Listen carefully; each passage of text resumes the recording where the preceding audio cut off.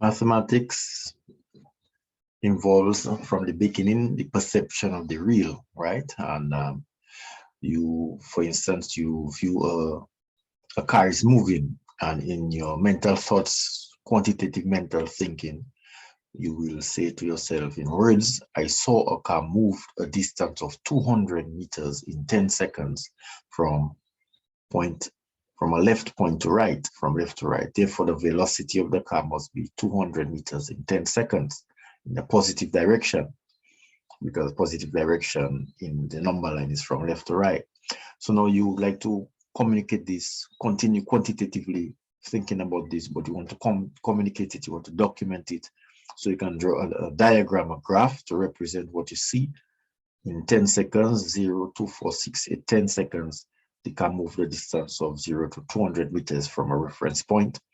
And you can change distance to D, the word 200 with 2 and 2 zeros, meters to M, positive with a plus sign, time with T equal 2 parallel lines, horizontal, TEN, 10 seconds. So you can see the conversion of words to symbols. V for velocity, and it's positive 200 divided by 10 to give you positive 10 meters per second. So you can see the transition from the real to words, to a graph, to symbols.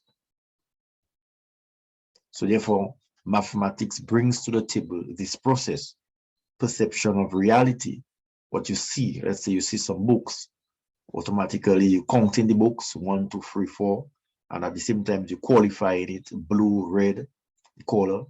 You can hear a sound, you can think of the volume, quantification, you can think of, is the song pleasant or not, that's qualification. You can smell something or powerful, that's quantification. And if it's a nice aroma or not, you qualify. So you simultaneously qualify and quantify. You can taste something nice, that's quality. And if it's cold or hot, you can feel at the same time. Here, you feeling, all right? And then also you can intuit using your mind. So these are the way we perceive our reality. And automatically, when we perceive reality, the mind thinks using words according to the native language. If you're French, you will think French. If you're English, you will think English.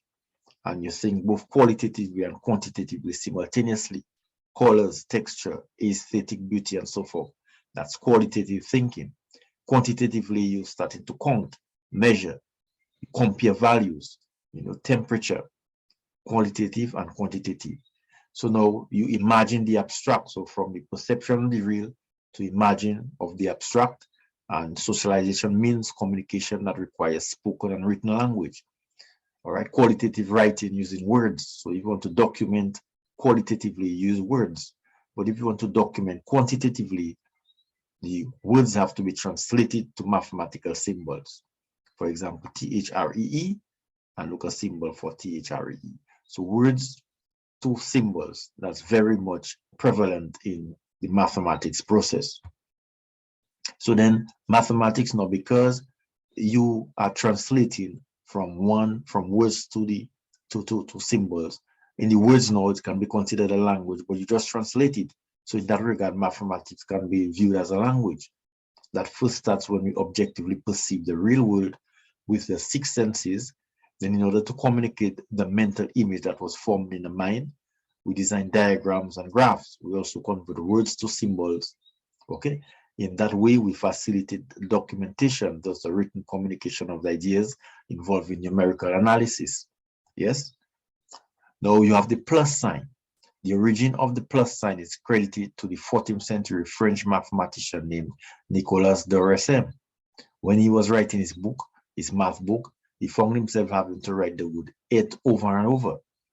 Tria et quattro et qualia sont sept. That's Latin. Trois et quatre égalant sept. That's French. 3 and 4 is equal to 7. That's English.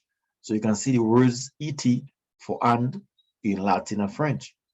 Here, therefore, he then replaced the word et with the letter T to make things easier for him. And with time, the T now evolved to the symbol, the plus, and you can see the resemblance. So therefore now is words now being converted to symbols that are very prevalent in mathematics. And also take note in arithmetic, The word and is plus. Here it is. And it in Latin and French. Plus the plus sign. So and is plus. Yes. For example, when you look at this mixed number, you'll say 5.5. 5.5. All right. 5 plus a half. 5.5 is 5 plus a half. So for example, if you have to add 5.5 plus 4, 5.5 and 4, that's 5 plus a half plus 4. That's 9.5. 5.5 and 4 will give you 9.5. So always remember in arithmetic, and the symbol for and is plus. Okay. Now the equal sign. The original equal sign is credited to the 16th century mathematician named Robert Recorde. When he was writing his math book again, he found himself having to write the words is equal to over and over. Example, 3 et 4 égale 107. That's Latin. 3 et 4 égale 7. French. 3 and 4 is equal to 7. English. He therefore replaced the words is equal to égale 110. Okay. With two horizontal parallel lines of equal length. All right. Words to speak, égale 110 is equal to, égalant. Symbols to write, two parallel horizontal lines of equal length. Words to symbols, very prevalent in mathematics. The numerals, the origin of the numeral sign is credited to the Indian mathematicians. So while the Romans were using the Roman numerals, like 1 and 2 and 3 vertical strokes, the Hindu Arabic numerals set of 10 symbols, they are 0, 1, 2, 3, 4, 5, 6, 7, 8, 9. That represents numbers in a decimal number system. That's base 10. They originated in India in the 6th and 7th century and were introduced to Europe through the writings of Middle Eastern mathematicians, especially Al-Khwarizmi and Al-Kindi about the 12th century. These symbols were designed via the rule of counting the number of angles created. So the whole idea of counting, again, when we perceive our reality, we want to quantify. Now, what the Indians realized now, it would be more efficient to create one symbol for the value that they counted instead of having to write 3, 4 strokes and then a 4 or a stroke and a V and a 1 to give you 6 and so forth. It's a little bit cumbersome. So what they did now, if you don't see any angle, anything, any number, sorry, any value, you put a circle. That's no angle at all, no acute, neither right, neither no angle per se. So the one now, the symbol for the one was designed so that you have one angle. As you can see, the design for the 2, there are 2 angles, 2 acute angles, one there, looking like a Z. And if you compare this now with our present 2 format, our 2 has evolved, it has evolved to become a little curly. Languages evolve, symbols evolve. 3, 1, 2, 3, there it is.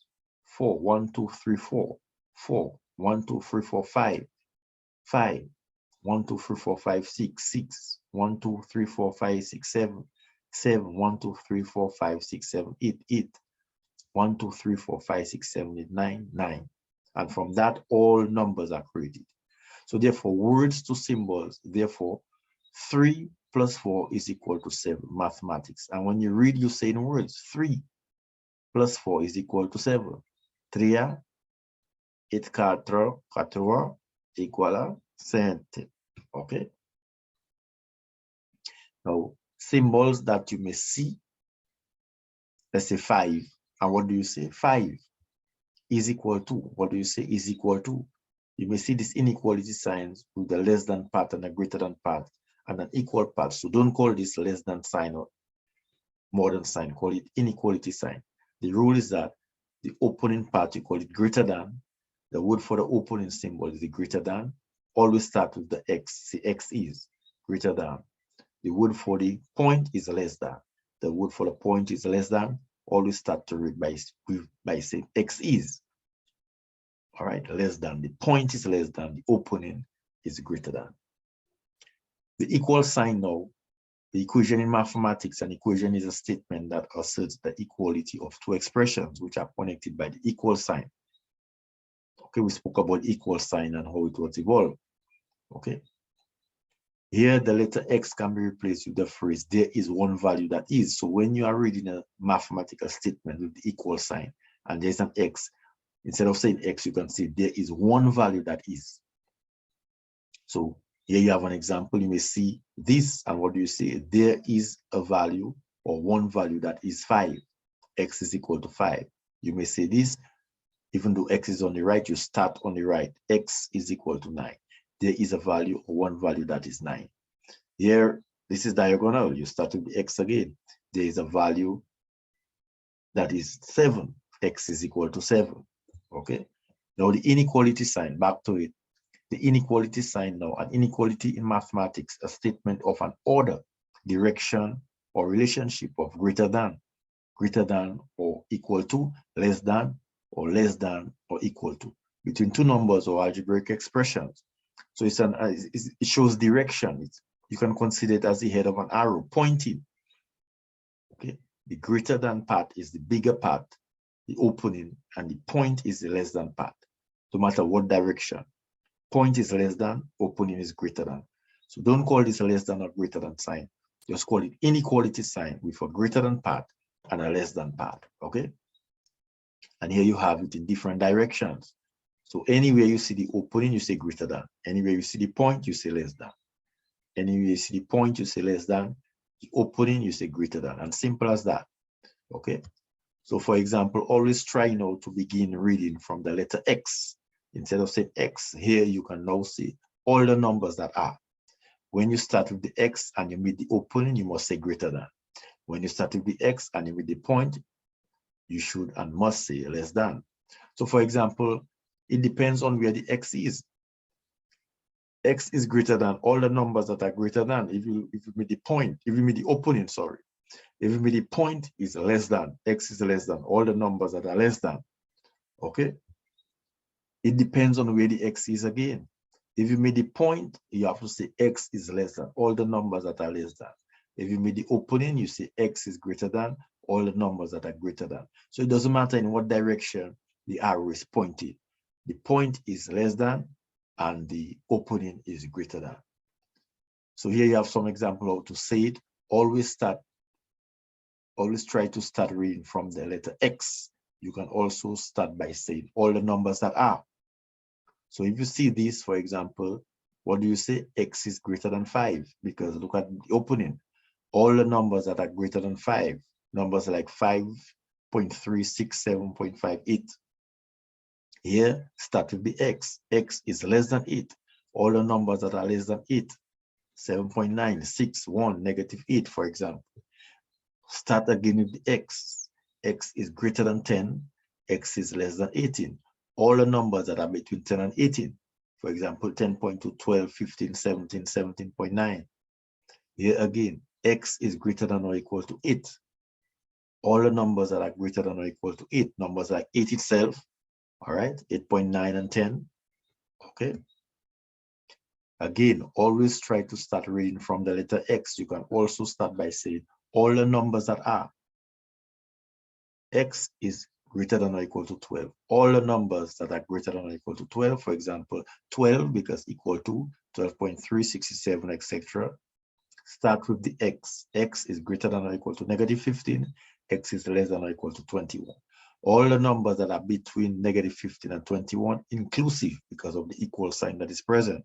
Numbers like negative 15, negative 12, 0, 19, 21 also. Okay. Here you start with the X again. X is greater than or equal to 2. All the numbers that are greater than or equal to 2, numbers like 3, 4, 2 also because it's greater than or equal to 2. So always start with the letter X and don't call it a less than, neither more than sign. Call it the inequality sign with a greater than part and a less than part.